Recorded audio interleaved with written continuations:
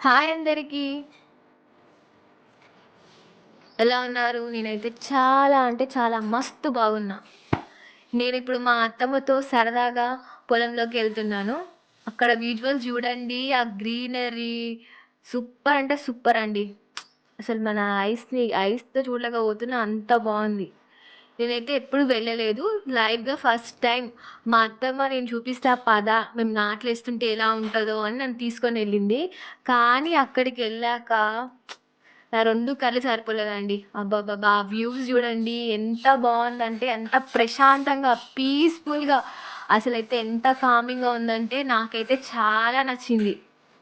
నాకైతే every vacation హాలిడేస్‌కి ఇక్కడికే రావాలనిపిస్తుంది. మా అత్తమ్మ ఎప్పుడైతే దిగి అట్లా నాటు పెడుతుందో, తనని చూసి ఆ స్మెల్, మట్టి స్మెల్ వాళ్ళందరూ అలా నిల్చొని చేస్తుంటే నాకు గూడా ఒకసారి అలా ఎళ్లి ట్రై చేయబుద్దయింది.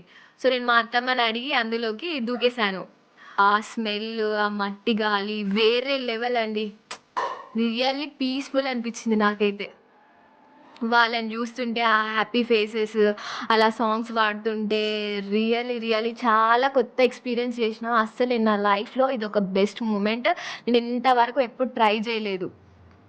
చాలా బావుంది.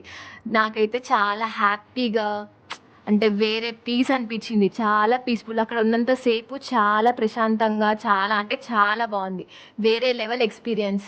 మా అమ్మ అయితే నన్ను జాగ్రత్తగా పట్టీలు జాగ్రత్త ఇలా చెప్తూనే ఉంది.